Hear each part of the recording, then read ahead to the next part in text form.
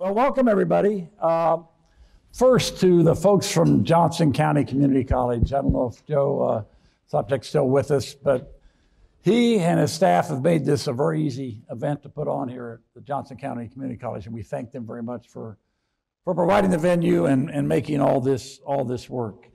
What we're going to do today is review several clips, I think 6 clips from the National Geographic series, miniseries, The Hot Zone, which of course is based on the first Ebola outbreak in the United States. The first Ebola outbreak in the United States. We've got the 2 real-life stars from the movie. So Nancy and Jerry Jaax were in 1989 when this all happened. They were both colonels in the United States Army. They received their Doctor of Veterinary Medicine degrees from Kansas State University, but at the time were stationed at Fort Detrick, where USAMRED is. You know, in the DoD, we make acronyms out of everything, even things that were never meant to be acronyms. But the U.S. Army Medical Research Institute for Infectious Diseases, USAMRED. And that's why you make something out of it, because you can't pronounce that. And as they go, we're going to do these 6 clips, and as we go through each clip, after each clip, they're going to offer insights, kind of how does this compare to real life, and was real life tougher, different, whatever, than what you just saw there. Because while the movie's fairly faithful, there are some differences. I am told, and I think you said it when we first did this at K-State, that they represent you pretty well, both of you pretty well. But they'll tell you where the differences are and make this all interesting. The Hot Zone was a book written by Richard Preston in, 1995? And it was a New York Times bestseller. It drove a lot of young people to science, which is one of the reasons we're doing that here. We want people that are interested in these sorts of issues so they can help us when the next Ebola outbreak comes this way, or maybe the current Ebola outbreak that's going on in the DRC and so forth. So this is what this is about. It's about trying to, in a way, glamorize science, because it's a tense film, as you'll see, but because it was a serious matter, but also to try to stimulate interest among other folks in this area. We're very lucky today to have 2 young people from Africa. These are participants in what's called the Mandela Fellows Program, sponsored by the State Department. This is the 4th year that K-State's been selected to host these 25 Mandela Fellows. And what you find out very quickly, these young people from Africa, some of them are professionals, some are all kinds of different degrees they've earned, but they have one thing in common, all 25. They're trying to improve their communities in Africa, and often against a lot of headwind. As you can imagine, you'll figure that out real quick, because if you'll stand up, please. Tafara is a Doctor of Veterinary Medicine from Zimbabwe.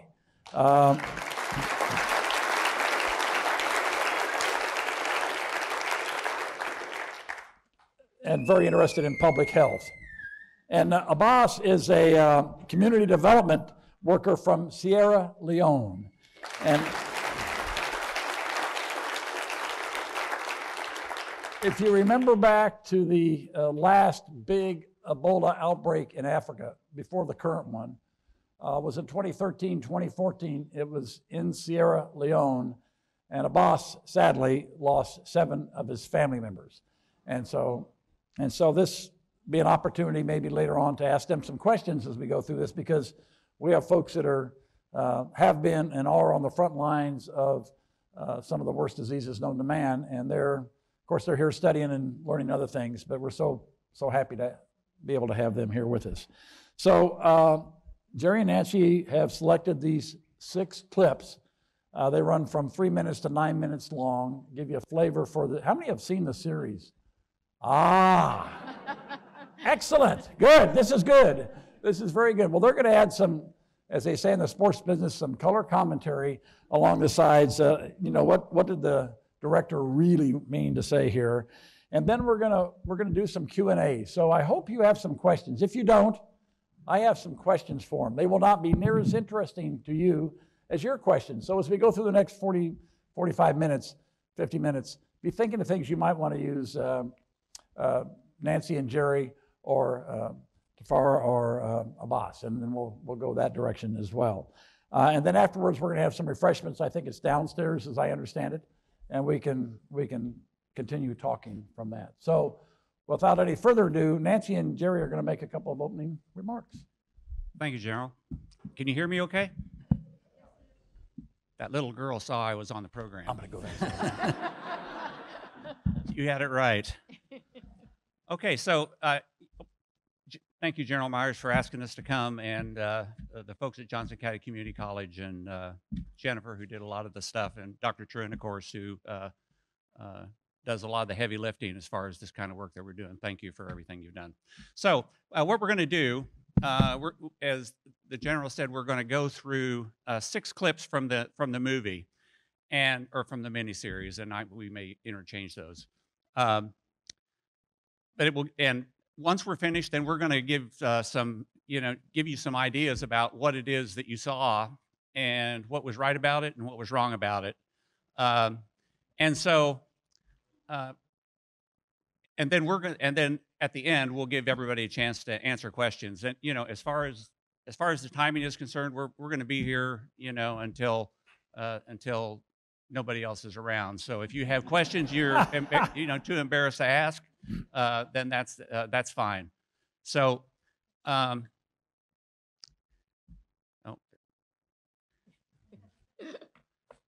okay. So what I'm going to do, we're just going to give a couple little introductory remarks here. So Nancy and I met at K-State in 1969 or 70. We got married in veterinary school, and we came out of there and joined the Army. It was the Vietnam War was on, and they were hiring, and so actually I joined the Army, and she came a year later, and so she couldn't get a job anywhere, and so they recruited the Army. We didn't know at the time that she was only the 2nd woman in the entire history of the Veterinary Corps. So she was a trailblazer in that regard. So we did various post-camp and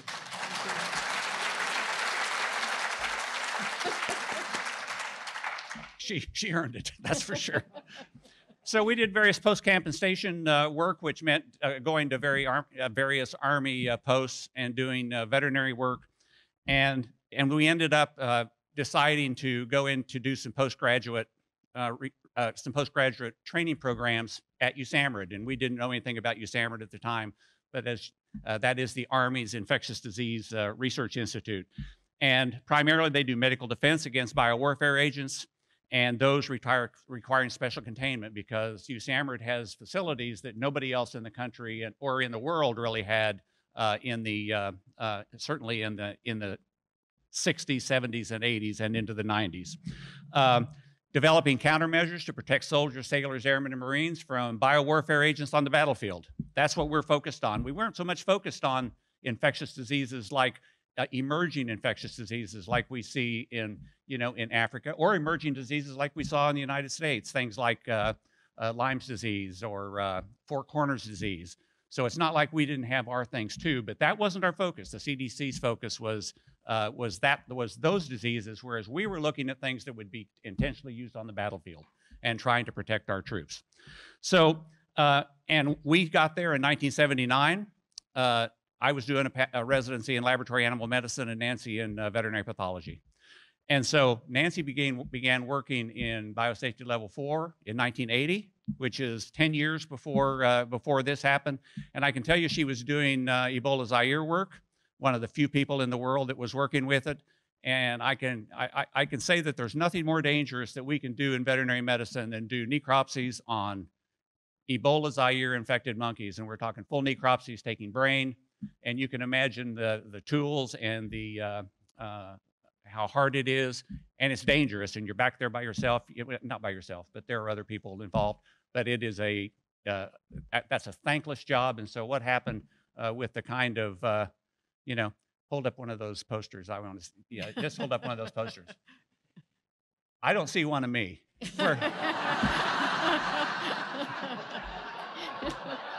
So that tells you all you need to know right there, okay?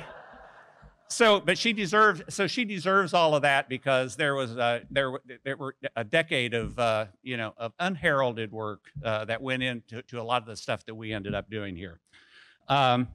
So in 1990 or in 1989, we had this outbreak in Reston. We're going to talk about that in length. And in 1992, Richard Preston wrote A Crisis in the Hot Zone, which was a New Yorker article, which was a sensation within the infectious disease and public health community. And because it was such a sensation, in 1994, he wrote a book, The Hot Zone. And that was a New York Times bestseller for about 2 years, 40th best-selling book of the decade of the 90s. So pretty good track record for a book about killing monkeys and, and people a long way away with diseases that we really don't think about here in the United States. So in 1994, after The Hot Zone came out, Warner Brothers and 20th Century Fox had a bidding war over the rights to the book, $3 million. 20th Century Fox paid for it. Ridley Scott and Linda Obst were the people that were doing it. Ridley Scott, who did Alien, Gladiator, Blade Runner, Martian, Robin Hood, Black Hawk Down, and dozens of others. So he's an A-list guy. Linda Obst has done Interstellar, Contact, Sleepless in Seattle, and another dozen or 2 dozen there. So she's a B-list at least, and a B-plus list. So she might beg to differ about that. Well, I Googled them. So in 1995, Warner Brothers, who didn't get the rights to the movie, they said, well, the heck with it, we'll do our own virus thing. And so they did Outbreak, which came out. And for various reasons, the Fox project sizzled. And we're told that Ridley Scott had $10 million worth of sets and props ready for his virus movie. And so it fizzled, and there were various efforts to resuscitate it over the next 15 years. And in 1998, here they came. We retired in 1998. I retired in 1998. Nancy retired in 2001. We came to K-State, and that was after 54 years in the Army between the two of us and 42 years in chem biodefense. So we got our money's worth in this business, and so we have an understanding of it. So we came back to K-State, and we've remained, I would say, active proponents of BW and agro-defense programs, training facilities, and readiness. So in May 2019, this thing sort of came out of the blue. We learned about it last fall. And so with that overview of where this came from and sort of how we became involved in it, I think Nancy's going to give us an idea about the Hollywood aspects of how this might work. Well, how it did work. Hollywood, can y'all hear me? Okay. There's always Jerry and I have given a lot of talks, and Jerry has a favorite slide in one of them where it's the Hollywood version and the real version. And that's a lot of what we ran into here. I would say the miniseries is not a documentary. When it says inspired by, in our opinion, that's kind of one step below based on. And so it means that they took a lot of liberties with the script. I would say, and Nat Geo and Fox, Nat Geo especially wanted a thriller. That was very important to them. They wanted something that was going to get people really excited and be scary. And so that was their main thing. Accuracy, scientific accuracy is not always the best film subject. So they did take some liberties with it just for enhancement and visuals for people who didn't really understood that you don't freeze blood, you freeze serum and things like that. There were mistakes, but they felt it was visually that it would enhance the film for the uneducated. So there was quite a few of those. We learned a lot when we talked to the showrunners about what the objectives were, which was the main protagonist had to have real star power, had to have a lot of juice. And in this case, that was Juliana Margulies. She was a Golden Globe winner. She'd won Emmys, and she was really the actress that drew the other actors to the part. The other thing was we learned that creating conflict in the storyline was also a big requirement. So there was, and actually realistically, there was interagency rivalry. There always is. Who's going to do what and whose territory is it? There's always professional competition because everybody has different opinions about who's right, who's wrong, and you want to be the first person who does it. So that's always healthy. And there's personal conflict. I would say quite strongly that there's a scene in there that depicts Jerry and I having a real discussion. And never once did he ever say to me, "You can't do this," or "This is not your job." We both really understood, and we worked together for many years. Our first 3 assignments, they would always split us up because they didn't figure you could work together. And then within 6 months, we were always working together because it just worked better that way. And so anyway, we might have scientific disagreements, and we might have disagreements about who didn't pick up the laundry off the floor. Can't imagine that one. But We know you did it. Anyway, so but never an issue about work. If there's one thing that the military is really good about, it's lanes. You stay in your lane, everything's kosher, and you learn that pretty early on. I will say that there were a lot of they had to buy the life rights to these stories. The only ones that they had life rights stories on was our family, which was my daughter, Jamie, our son, Jason, and Jerry and I, and Peter Jarling, who was the virologist in this. Many people did not want to sign. C.J. Peters wrote his own book, as did Sue Fisher-Hoke, Joe McCormick. So others had, anyway, these characters were composite. They became composite characters in the film. So the characters that you saw were actually a combination of 3 or 4 characters. There was also what I think Jerry and I kind of invented a term, professional inversion or compression. I think for what they showed me doing very clearly, there's no way I would have had to have been Wonder Woman, Captain Marvel, and about 5 other people to do that stuff. That isn't the way it works. It's a huge team effort. But it goes back to that quote that what they wanted was star power. It was important, and it was a limited series, and they developed Margolis's character to the fullest in that. But clearly, there were microbiologists, there were pathologists, there were all kinds of technicians. There's an iceberg of people, and whoever's at the top, you have this gigantic effort down below, just generating sample. Everybody's doing their own thing. Everybody has their own job. You just get the credit if you're at the top. Yeah, you get the credit, which was, I think, clearly everybody who's read the book, and if you haven't read the book, clearly Tom Geispert, who was my electron microscopist, actually discovered the virus. That was his deal. He saw it. Clearly, it was Jerry's group, Jerry and his group, which was the veterinary medicine group, that did all the work in the facility. And that was his team and his people. And I think we both felt, and I really felt, it wouldn't have taken much to be accurate about that. But what we did find out is we had absolutely no input into the script. So, I mean, 0. And we kind of laughed about it because on the first one, we were so picky about how they portrayed us. We think we maybe might have tanked the project because it just took a lot out of it. So they were very careful. We had absolutely no input into the script, and honestly hadn't even seen the clips until very, very late in the game. But I would encourage you all to watch the documentary which followed the series because it was excellent and quite well done. It's called Going Viral, and you can get it online. But it was very, very well done and showed the crises that they're dealing with in a contemporary vein in Africa. And I would say if you want the nonfiction version, read The Hot Zone. It is really, there's a lot of, I guess, descriptions that probably aren't completely accurate, but basically it is a nonfiction account. And I would encourage you to read that if you want to read the real story. So I think that's it. We're ready for episode 1. I guess we'll run episode 1 then. So before we run that clip, just one more alibi, and then Yes. we're going to run the clip. I forgot to introduce Steve Higgs. Steve is the director of the Biosecurity Research Institute at Kansas State University. It's a level 3 laboratory, and right now today they're working on all kinds of pathogens, not necessarily those that transfer at this point to humans, but his other claim to fame is he's got a mosquito name for him because. Well, do you have an insect name for you? All based on his research, because he's in the mosquito business. So I'm sorry with that. That's okay.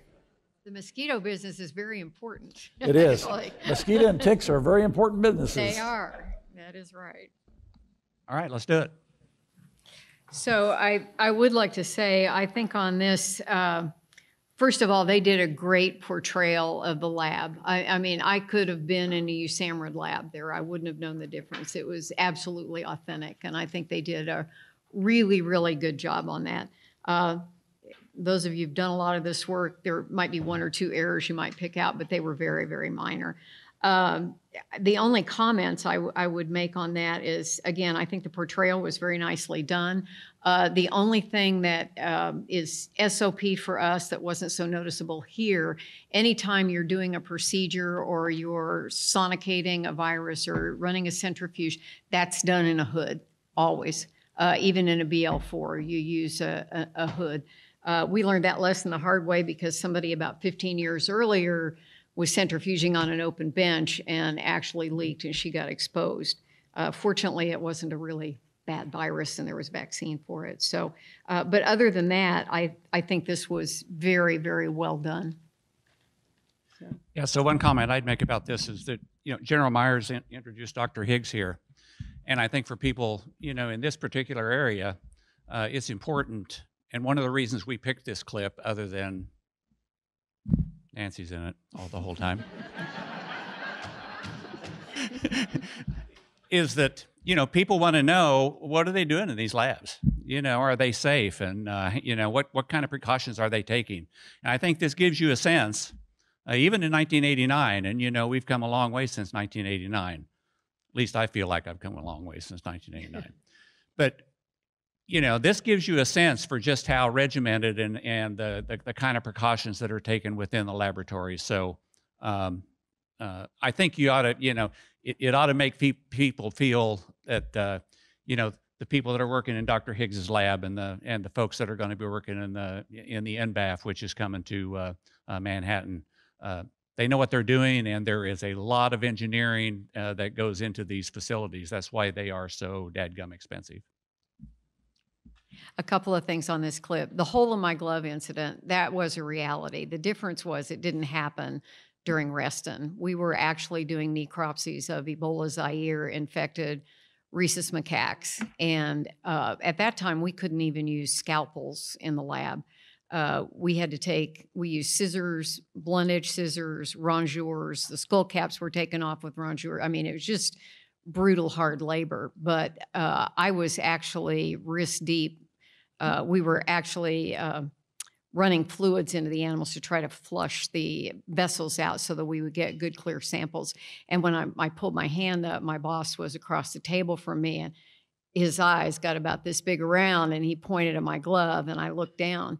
And I did have the most vulnerable part of that glove is right where it attaches to that ring. Now, one thing which they don't show in here, there's always a third pair of gloves. You have surgical gloves on over those external gloves for two reasons. One, those external gloves are bulky. You can't get them to fit tight enough.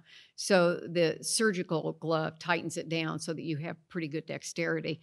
So you actually do have a third pair of gloves. But at that moment, I enlarged the hole. I stuck my wrist in. You've always got a pan of disinfectant around.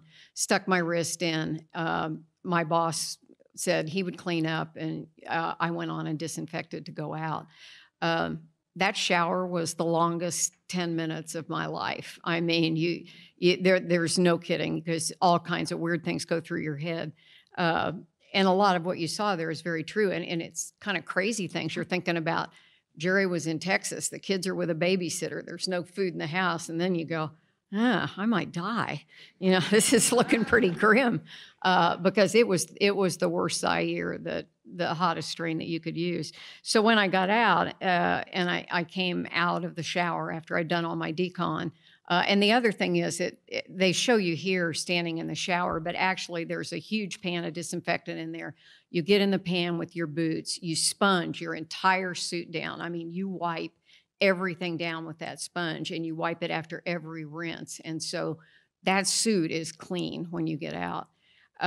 Once I got out of the suite, I went ahead and completely took off the glove. And I did have a cut on my hand, which was stupid, but I didn't know who else was going to do the necropsy. There were only two of us that were doing them. So anyway, at that point, I knew that I had blood inside that last glove. I just didn't know if it was mine or the monkey's. So I went over very slowly. You do not, whenever you see somebody running when this happens, that isn't what happens. I mean, you go very slowly, very deliberately. I walked over, and mostly because I knew if I didn't fill up, I took that glove off and I filled it with water very slowly. And then I twisted it to make sure there wasn't a leak. There was no way I was going to blow air into it or pull it off, because if I couldn't prove that that glove was intact, I was going to be in the slammer for a month. That's just what they have to do. It was not a crash procedure. We do have crash procedures, but that's only if somebody goes down in a suite. I like that clanging dive sound, yeah, though. Yeah, the klaxon, the klaxon deep dive. The only time that would happen is if you crash an exterior door. And I've only seen that happen once, and it was when, and it wasn't in a BL4 suite, but it was when somebody had a heart attack in the suite. So that's the only time you crash open those doors. Well, yeah, that's right, we did. I forgot about that one. We did crash one with a horse. But anyway, so fortunately, I did not, that last glove was intact. It was clearly my blood. But my boss came out about that time, and he goes, well, and I just kind of, I literally put my back against the wall, and I kind of slid down, because I'm like going, I was just sitting there going, I really dodged one this time. And I showed him the glove, and he looked at it. But what did have to happen is he had to convene the infection control board. I could not leave the suite until everybody wrote off and decided that it wasn't an exposure. Ebola at that time was not an aerosol virus. It was droplet. There was no breaching of my last barrier. So I was clear to go. And so I was lucky. And I think anybody that does this work, you're always going to have a close call somewhere. You either learn from it and you don't ever make that mistake again, or, you know, you're just going to have bad things are going to happen, or you quit doing that kind of work, which is what happens to a lot of people. It's just, they don't do it anymore. The third thing I would like to say, and that was a pretty realistic film about the slammer. We did have a slammer there. Fortunately, I'd never been in it. I know people who have.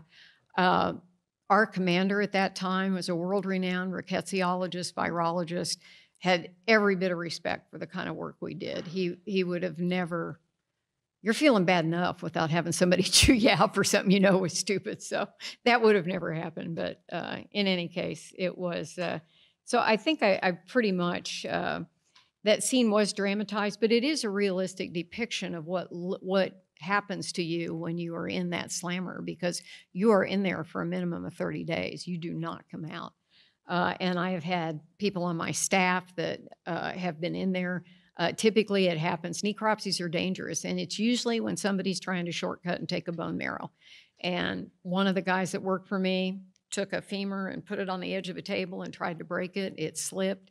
He stabbed himself in the hand. And he was lucky. That was Hunin virus, and there was a vaccine. But if that had been Ebola, it would have been a death sentence. So he didn't get to sit and go crazy and read books. I shipped him in his slides, and he had to do work while he was in the... That was his punishment. He had to work.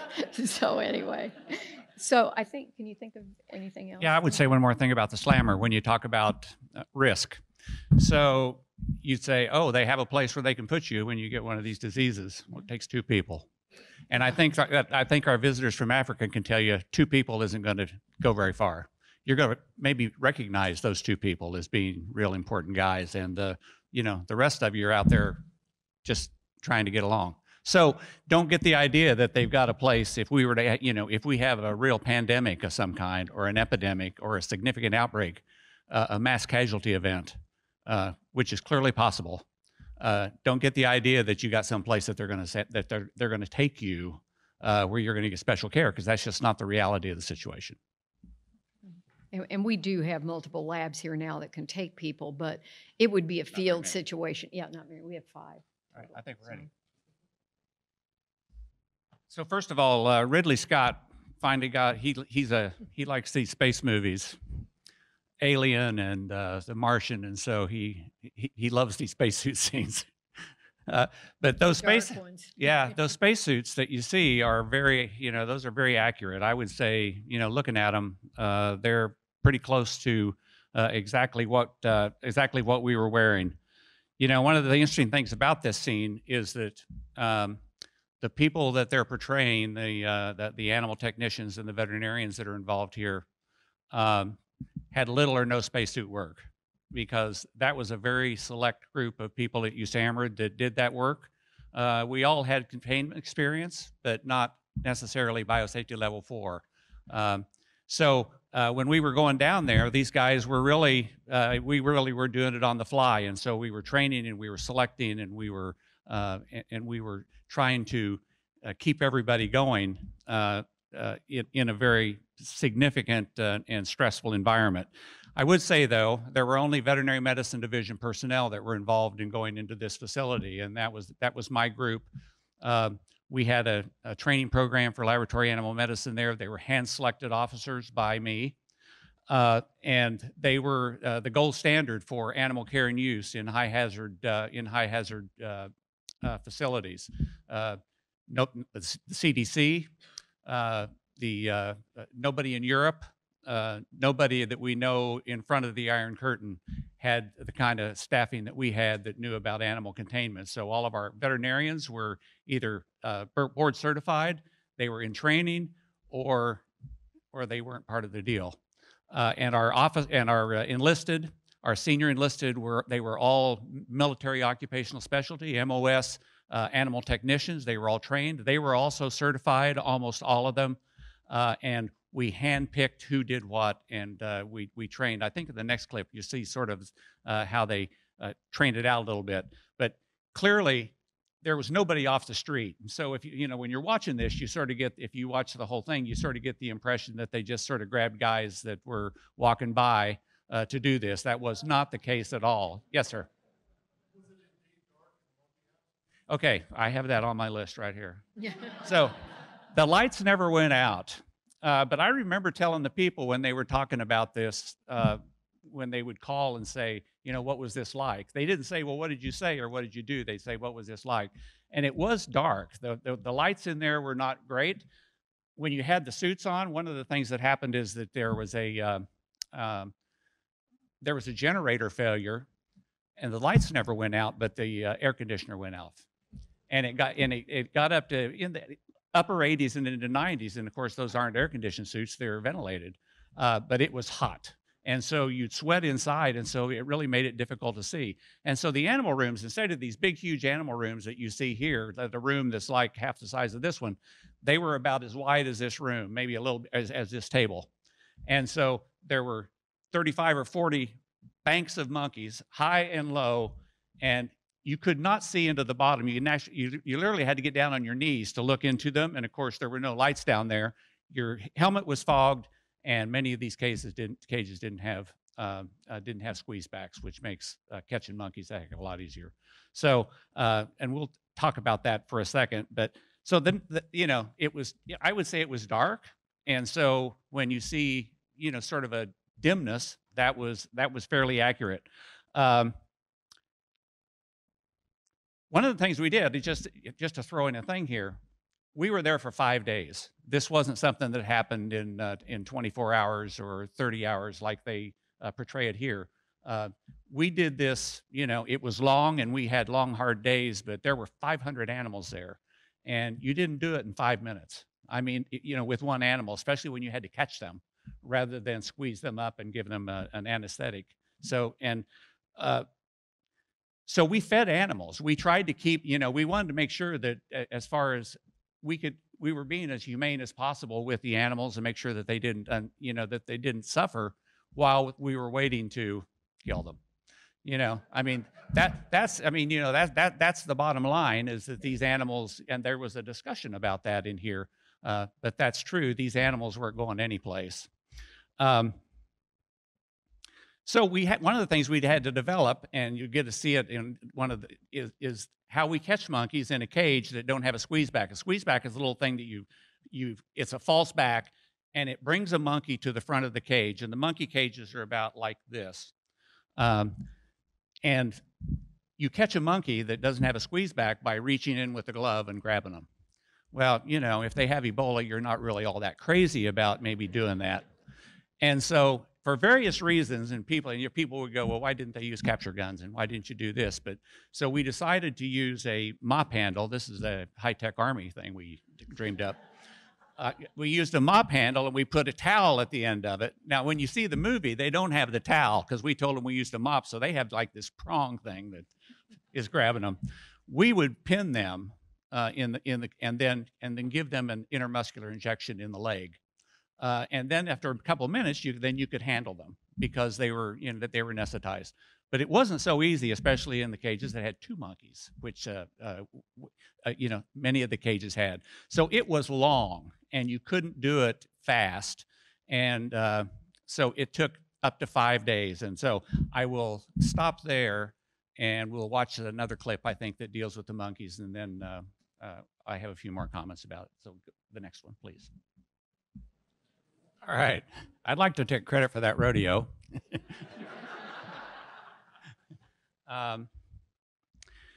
First thing I'd like to say, though, is that one of the things that this showed is that while we were doing, our thing down in Preston, that the folks back at the labs were going full speed, and there was a lot of frantic work going on around the clock there, trying to figure out what the heck was going on. And I think one of the implications that you saw there was that they couldn't figure out why they didn't have human cases. They should have had somebody that was sick. They should have had people that were working with these animals that were sick. And of course, at the time, their diagnostics were the state-of-the-art diagnostics they had for Ebola was showing that this was Zaire.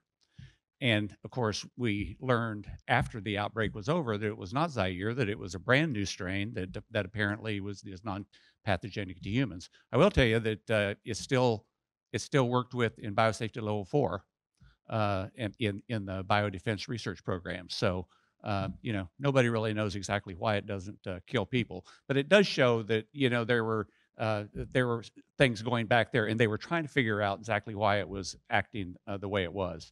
Let me see my notes here.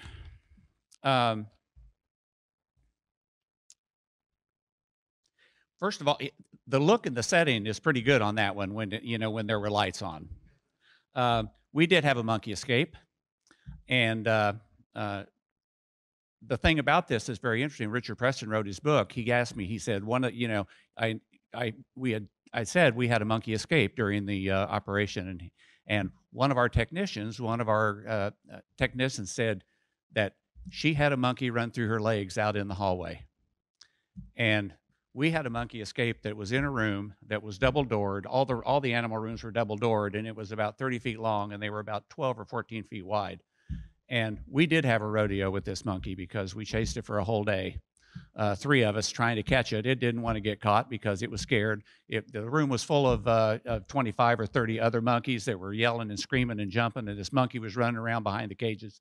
And we weren't scared of it, but we didn't necessarily want to wrestle with the monkey either. And so we spent a whole day chasing this stupid monkey. And now they had a thing where they ran through the hallway, but one of the things that did teach me is that this technician believed that monkey ran through her legs. Well, absolutely no way did that happen. And it shows you, it showed me retrospectively after it was all over, we didn't really spend enough time talking to our people. And we spent a lot of time talking to our people. We did have rest periods every 45 minutes. We had people sit down, and we looked everybody in the eye, and we said, how you doing? How you feeling? Do you need to go out? Is something going on? And then I thought we herded them very, very well. But again, retrospectively, we found out somebody believed that they had a monkey running around the facility that was loose. I will tell you, I didn't get the clip in here where I passed out. I didn't really pass out. I took a nap, but I didn't pass out.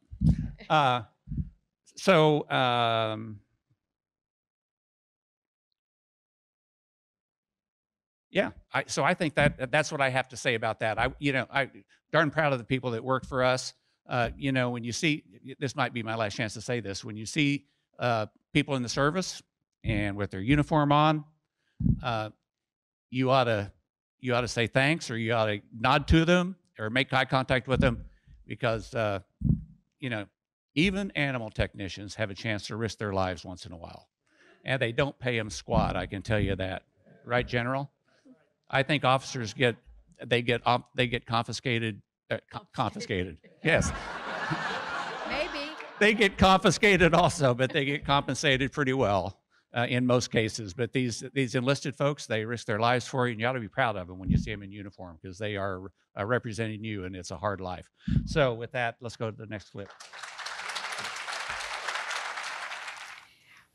I think on this one, I would have to say that the message was a correct one. I think what has happened with many of these diseases, I would say that.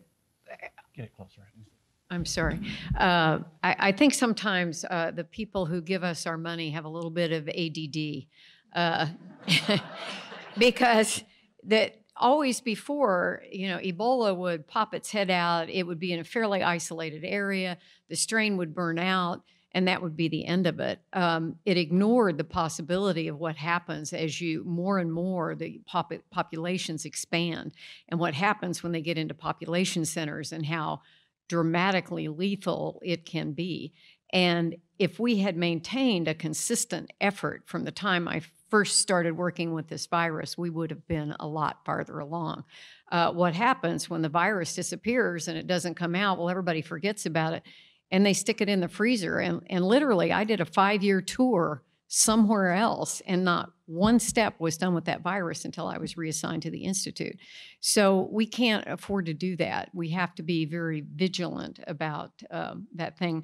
There was not a congressional inquiry about this, but there were a lot of meetings, mostly about the importation of non-human primates, because this was really a big deal, and it wasn't much longer than this, and the Quat d'Ouvray strain broke out in the Ivory Coast. But it just had never been seen in non-human primates before. And so that was the first time that we knew it was a possibility. It was jumping from primates to people. And so that was really a big thing.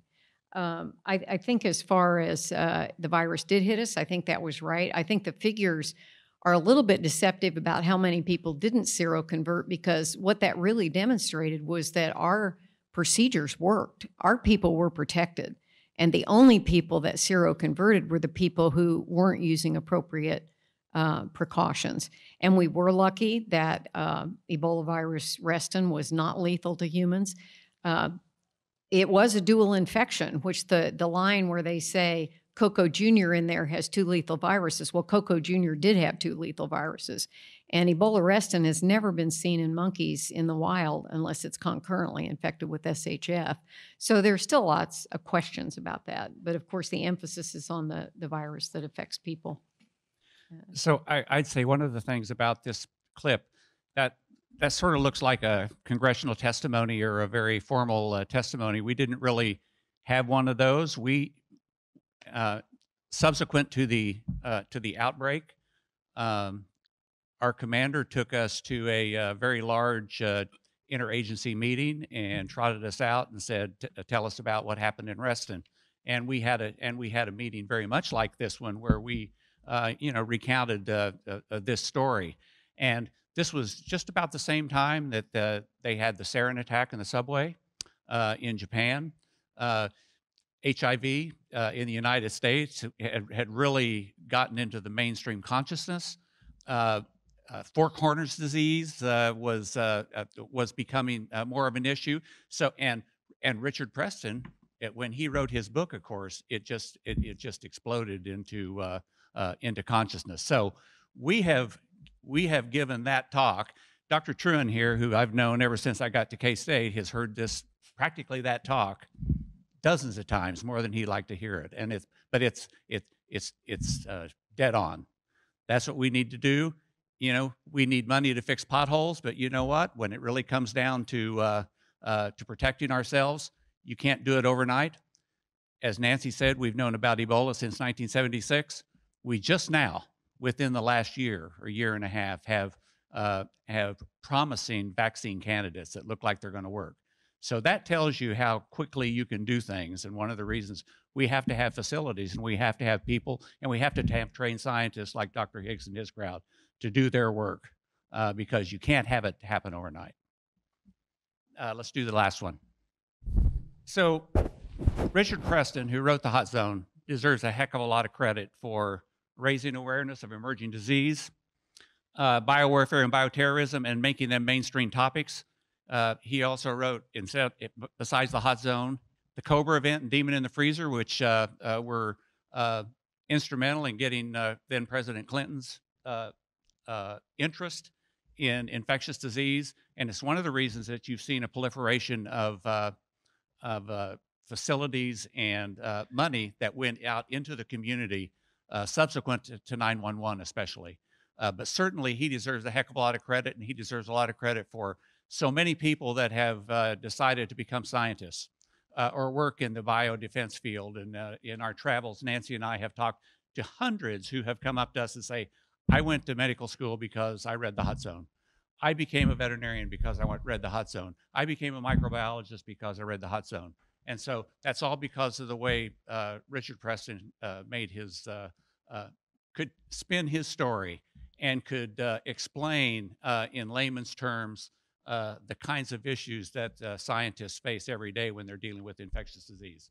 So we would encourage you to watch the documentary, because I think that our friends who are here from Africa would know just how horrible it is, and you know, and what all the fuss is about. You may look at what happened in Preston and go, well, what's the fuss about? Well, this is what the fuss is about right here, what we saw the last thing. And so watch that documentary, because that will explain to you what the fuss is about. And it's not just this disease. It could be something brand new, or it could be something that we've dealt with before, some pandemic flu strain that would really be bad news.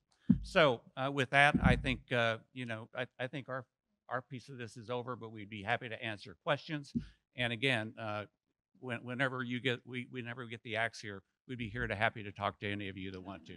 So thank you, Nancy and Jerry, for a lot of things.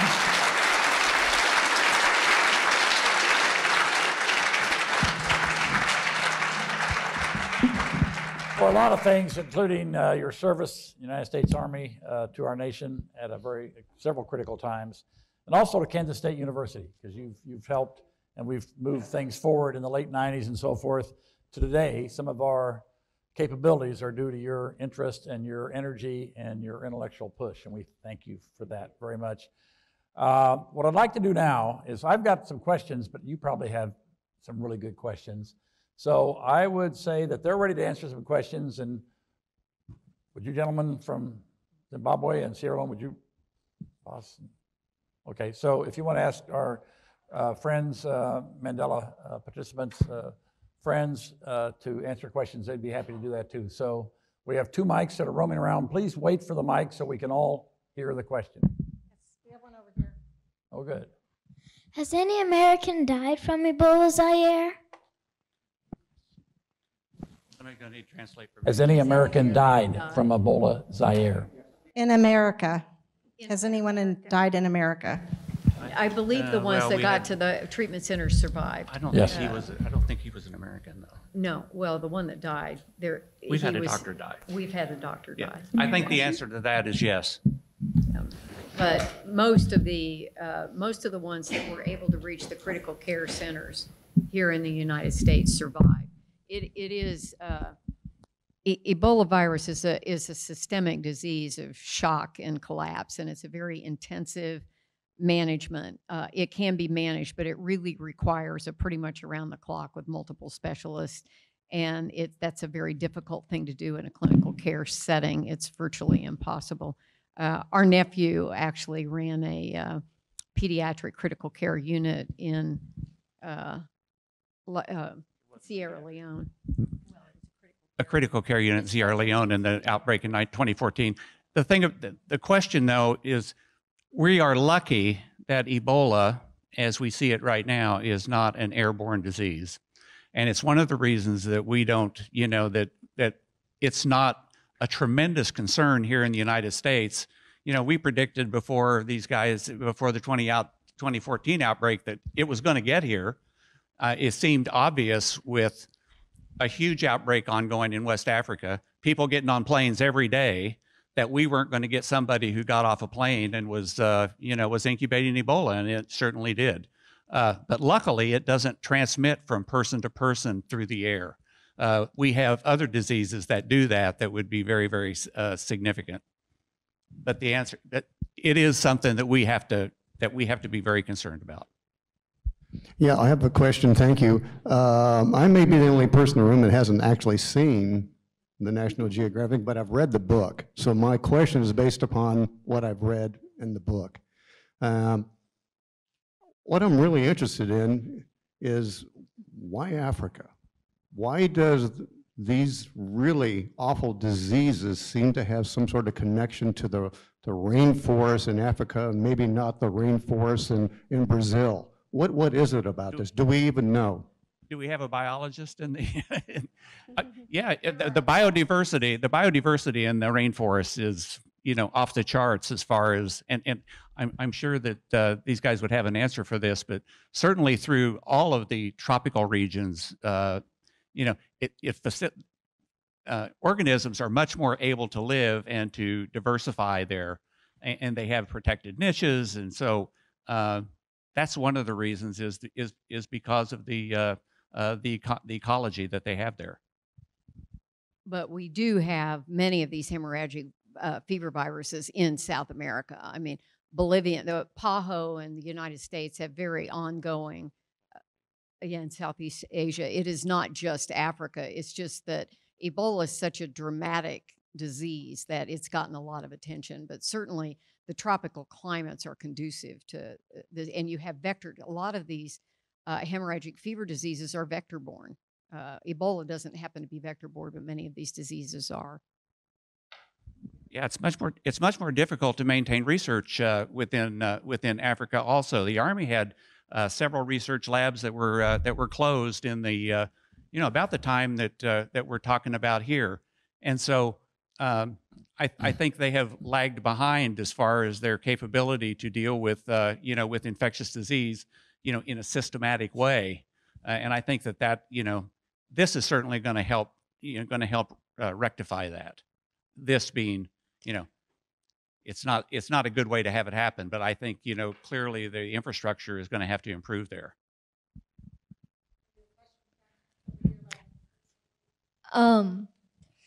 Hello. So regarding to the National Geographic, there was a scene where you had the 4 monkeys, the stolen monkeys. Could you kind of explain that a little more, because there were The a lot 4 of stolen questions. monkeys. Well, they weren't really stolen. Dr. C.J. Peters and I drove down to, when we brought the 4 monkeys back. In the car. Yeah. No, I know where I am. I know right where I am, not in his car. We had actually gone down because the question became, once we had the virus isolation that Dr. Jarling had made, there had been illness going on for the previous 2 weeks. Basically, I had looked at a lot of Ebola tissues. And so Dr. C.J. Peters and I drove down there, and I looked at the liver and adrenals and multiple other organs from all the slides from all the monkeys that had died previous to that time. And they were all positive for Ebola virus. There was no doubt about it. And so at that time, what we did is we went into the suites and picked out 4 of the sickest looking animals. The Hazleton people euthanized them, and they brought them to us off site. It was a quick trip, and if you read the scene in the book, it was exactly like that. And they were triple bagged in these plastic bags, and they laid out these monkeys, and we're just kind of sitting there going, really? And then I went, well, I'm not putting those in my car. So. And they're in Virginia, and the lab's in Maryland, and you're going, oh my God, how about those state lines? As a veterinarian, that would have been a real career ender for me. Unfortunately, Dr. Peters made an absolutely gallant decision to put it in his crummy old Toyota and not in Jerry's brand new red sports car. But there was no leaking. That was really, really overdone. I mean, the animals were correctly bagged and handled and, taken in. Although they did go in a crummy looking Toyota. So. And I think there was a joke made about follow behind me and watch for drips. Well, of course, that turned into on the Beltway, they're throwing. I will say we bought up just about the all of the bleach in the Washington, D.C. area for this operation. And I would mention the logistics of what went on there, just that little thing that we had, you know, in one building, the logistics were just unbelievable. So if you look at real outbreaks, a real outbreak where they're in multiple sites, and, you know, it's just incredible to think how it all has to happen. Yeah, there were over 10,000 samples taken from that outbreak. That's a lot of stuff to culture, look at, take glass on, read out. I mean, it's phenomenal what the tail is to this stuff. So, this is a question for the gentleman from Africa, probably Sierra Leone. If I'm remembering correctly, the Academy Awards this past year had a documentary short about Ebola and the workers who were on the ground trying to do what they could. And there was issues for the population, culturally speaking, about how to handle those bodies. And there was a lot of, you know, are the workers coming in for the right reasons, or are they here to cause additional harm? And since this has been probably, I don't know, a year or more since that documentary was made, now that it's July, and that was, you know, February when the Academy Awards are out, what's the situation now?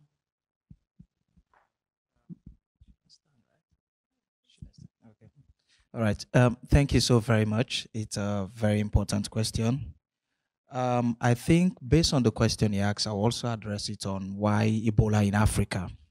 At the moment, it's getting better. The situation is now better.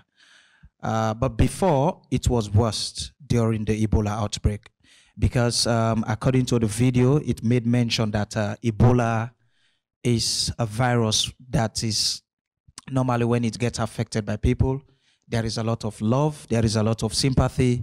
People get affected through that way. And also, we live in a country where we believe in our values, our culture, tradition, and all of that. When someone died, or if someone is get affected, the entire family would try to know what is the problem. Or if at the end of the day, the person died because of ignorance, we don't know, we'll wash the body, we'll take care of the body, and we'll make sure that we take the body to the last destination. So these have been the problems so far over the years. And for the past 2 years, that was why we had a lot of problem with Ebola. And also, coming to the issue of why Africa, I think there is still lack of the fact that Ebola is a real virus in our country up to date, even though we lost thousands. A lot of people don't believe that Ebola is caused by the bat, monkeys, and it's a natural virus. Most of the population in our country, we still believe that Ebola is man-made and it's caused based on political sentiment. I could give you one of the reasons why we lost thousands of our people in our country. Far back in 2017, where we have the Gold Coast, where the forest is made up of a lot of monkeys and we have a lot of bat. There is a lot of farming activities going on there. And we used to eat this bat, and of course we eat these monkeys. But because of the political belief and that of our beliefs that Ebola is not something real, at the end of the day, even when we started having cases of Ebola, people go to the television and say, Ebola is not real. So if they talk to you about Ebola, ignore it, don't listen to them, in fact, chase them. So this become worst, so that's to the extent that even the entire country was even thinking of how to address it. It become a problem. And also it leads to the political aspect whereby even when we were sensitizing, reaching people that it is a real virus and it is killing a lot of people, at that time we had the census was very close. You know, people were also countering it, saying that, look, it's because they want to reduce a specific amount of people in a particular region. That is why they are saying Ebola is back. So we don't believe and we don't think there is anything like Ebola. So the government tried to put a lot of measures, but it's becoming worse every day and every day. Until then, they realized that indeed Ebola is real and it's deadly. And even after when it is killing a lot of people, people still don't believe, or they still believe it's just money making. So there is a whole lot of people who are not believing there are a lot of other people who are also with the fact that, oh yes, it's real. So maybe this is one of the reasons why Ebola is worst in Africa. And why Ebola in Africa is also because we have a lot of forest, we have a lot of hunting activities going on in Africa, and the ignorance is very high. So that is why the epidemic is so devastating in Africa, especially in our country. I hope maybe I answer your question. Yes. Thank you.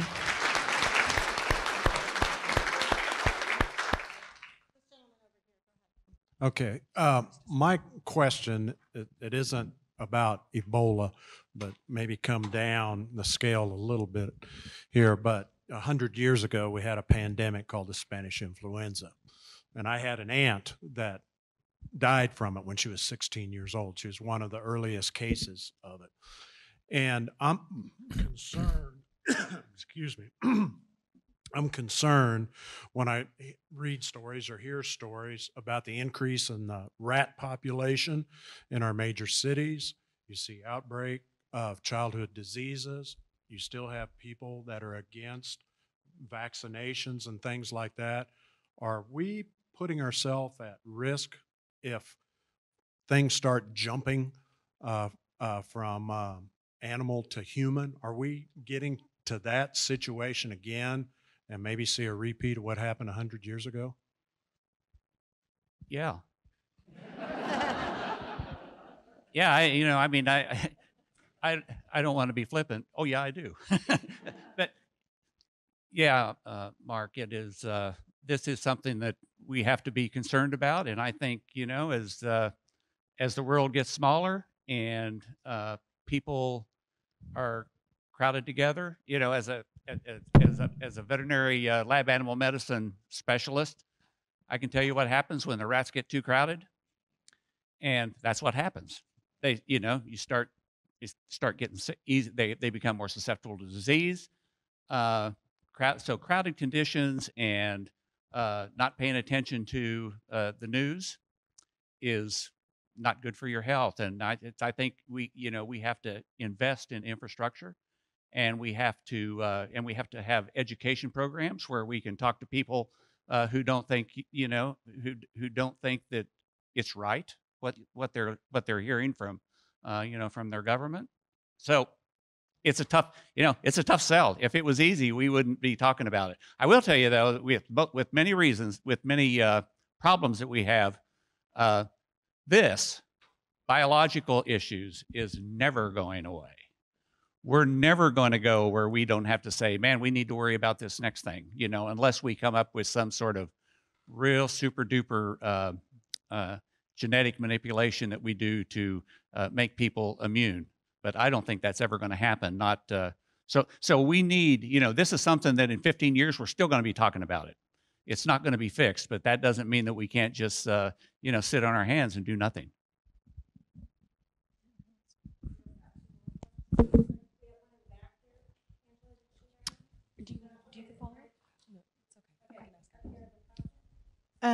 Working in a level 4 facility, one of the things I've always wondered about is the mechanisms behind it, like who stocks the shelves? Do you have cleanup crews that come in and clean up after you?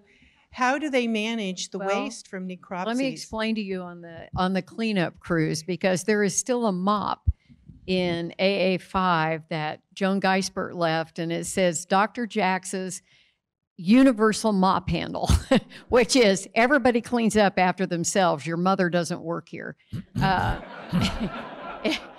You have to, and that was something I was always really, really nasty about, because the way accidents happen is leaving dirty instruments around, and blood is a lot harder to clean up when it's dried and not wet. So you clean as you go. I would change my gloves routinely 4 to 5 times during an autopsy. Look at them, check them. I mean, you clean up as you go.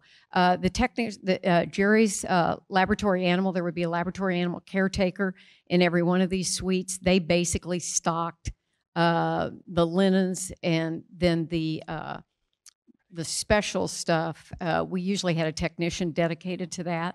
My group had a suite. Actually, we used the human autopsy suite because it didn't get used that often, and it was great space. And so in that case, we took care of that. I mean, we ran the inventory. I said, hey, if you give us the space, we'll keep it stocked for you, because we just didn't have a lab to work in. That's how tight space is in these places. So that's the short answer. And you mop up after yourself, and you empty the trash, and you make sure the laundry gets in the bags, and you stick it in the autoclave. So you better know how to clean, or you don't work in there. So Yeah, those suites had people that were dedicated to working in them. I had a father-son team that I suspect had more biosafety level 4 experience than any other 2 people in the country. Certainly a family, because they'd worked in biosafety level 4 since USAMRIID was created in the early 70s, and but that's what they did. They worked in biosafety level 4 all the time, and I think Nancy would tell you that a lot of people like working in biosafety level 4. In fact, she said it was my happy space, being able to not, to tune out everything else that's going on. And, so some of us know what that feels like, to have the bees buzzing around you all the time. So, people liked working in there. And of course, those are the people that you want to have working in there, or the people that want to. And so, to answer your question, very dedicated staff have access to those rooms. Not very many people do it, but they're specialists. yeah, it's a pretty small group. I would say at any given time there weren't more than 12 people. Yeah, it's a pretty small group. For our guest from Zimbabwe, remember, is a doctor of veterinary medicine, and he'd like to make a few remarks. Oh, thank you so much. As introduced, I'm Dr. Tafara Shumba from Zimbabwe. Zimbabwe is more southern part of Africa. So Ebola has not reached us, but it's a cause of concern if it's in West Africa because of globalization. Truck drivers will be moving from DRC to Durban, transporting raw materials. So it's a cause of concern even across Africa. And maybe it might not be a question, but also maybe a comment as well, that I also feel that it is more of an adaptive challenge for us, Africa, than it is a technical, where, as my colleague have just said, that where we come from, some of the communities that are very poor, uneducated, they still believe in witchcraft. When someone dies, they move around trying to look for some, where the problem is arising from. But I also believe that it is a challenge where we need also to really educate the communities. Some of them, even when someone is in contact with the person, some they will even run away, not wanting to be recognized or to be isolated, and so many other things. So I also feel that it is more of an adaptive challenge that needs to be addressed. We have conflict in Africa. Some are saying, why Africa? We have conflict, we have poverty, we have a number of challenges that will need to be addressed. Most of these areas, they are highly densely populated areas, and even controlling, there is no access to health services. There is no access to, no road access in most of these. You need a helicopter to reach some of these places. So you discover that when you look at Africa, if we see Africa and come up with a technical solution to it, saying, we'll just go there and vaccinate, we'll just go there when there is an outbreak and try to clear the problem, at times the problem will not go. But we need to look at so many other aspects in Africa, issues of conflict, issues of even involving the communities themselves to understand that it is their problem. In as much as people are coming from far away to help them, it is their problem. Even some of these institutions, I'm so much inspired, even in America, that there are institutions of research where their research is around some of these issues. If we could also have some of these research institutions in some of these West affected areas, I'm very much confident that it might also help in getting rid of some of these problems, but it will need a holistic approach if we are to address that. The issues such as culture, we need people to understand that, yes, culture is good, but when we are having such outbreaks, it will take all of us to come together. There's conflict, even some of these isolation centers, They are attacked because of war and conflict. We need to have such a holistic approach. So when we look at Africa and some of these challenges, if we just focus on that Ebola only, at times we will miss it. That was my contribution. Thank you. Thank you.